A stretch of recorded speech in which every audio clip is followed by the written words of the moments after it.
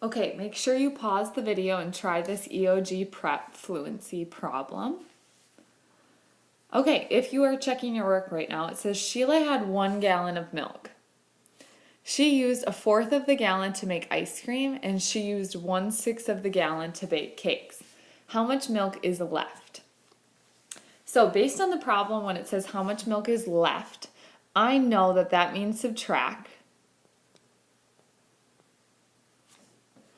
And I know that my total is 1 gallon, and she uses 1/4 and she uses 1/6.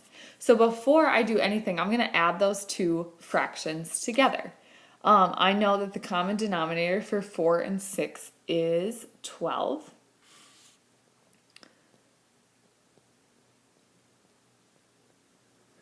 And when I get 4 times 3 is 12, 1 times 3, that's 3.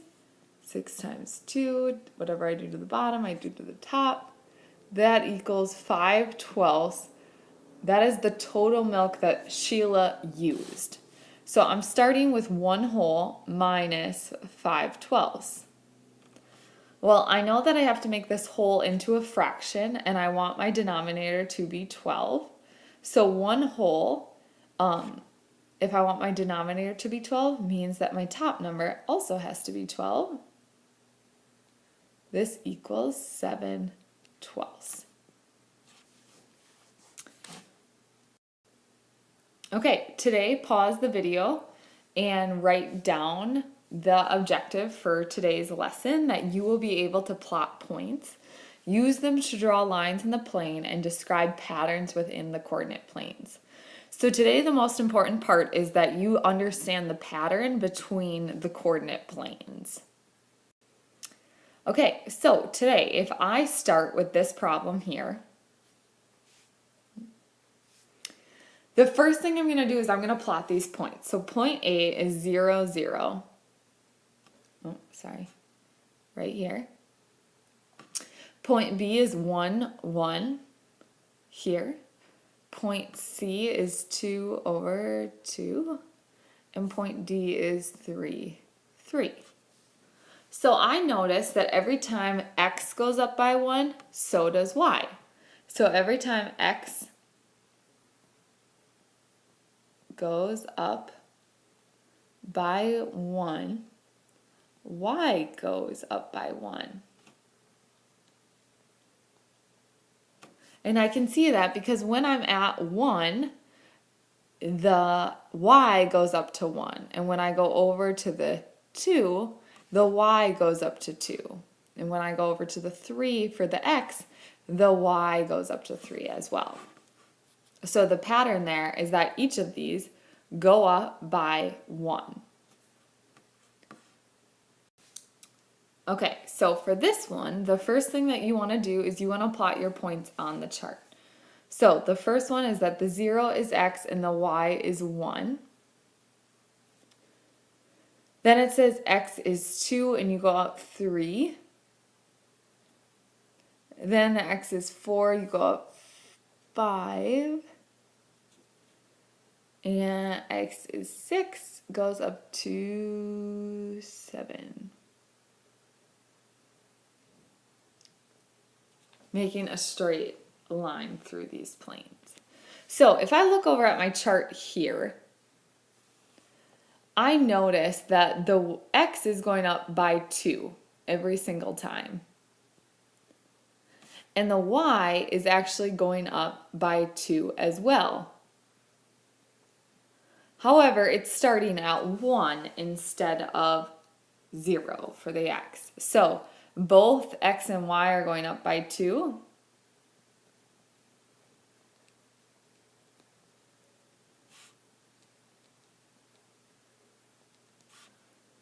Y starts at 1. So the next coordinate would be, if I went up 2 from 6, it would be 8. The next coordinate for 7, 8, 9. Let me try if I plot it on my point, and it goes right there where it would go through as well. So today we're focused on the pattern of the X and Y. What is the pattern that the x's are going up by? What is the pattern that the y's are going up by? So if I look at this side here, I want you to pause the video. Okay, so now I want you to pause the video and try the check for understanding here. It says, which chart shows coordinate planes by the rule y is always 3? And then it says, which chart shows every y coordinate is less than every x coordinate? So go ahead and pause the video and try this one out.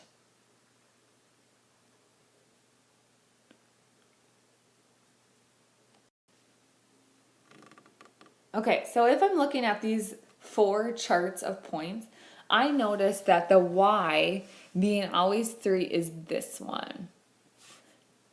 So chart A shows that all the y's are 3.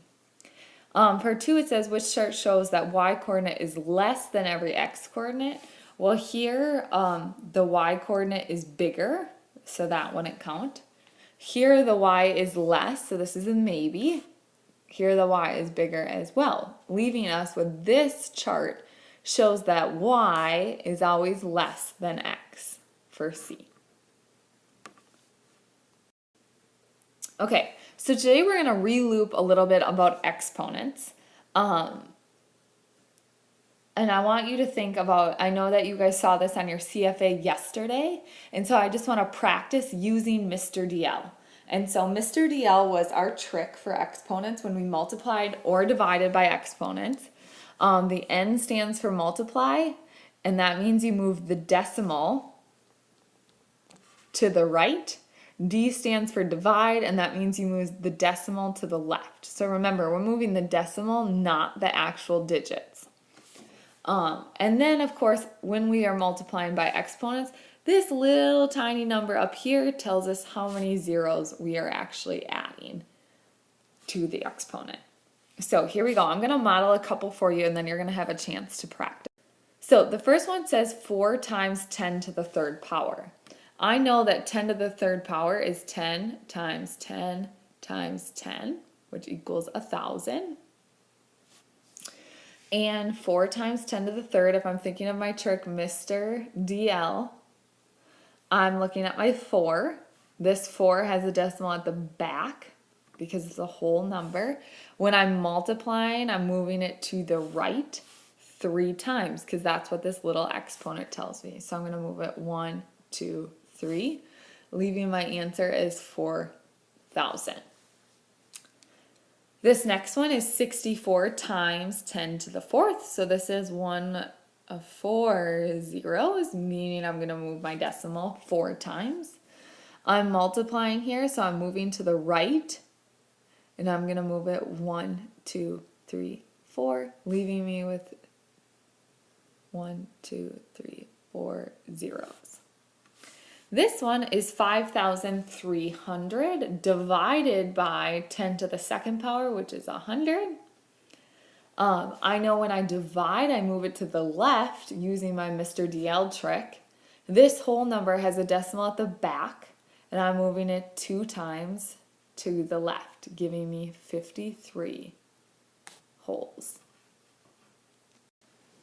So right now I want you to pause the video and try this. You may work with the people around you to make sure that everyone is getting the correct answers here.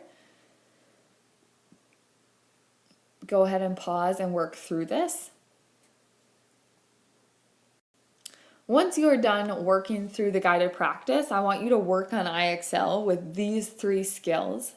I can see who scored 85 or above on the teacher page of IXL, so I want you to work through these 3. Whoever scores 85 or above will get a treat on Monday morning.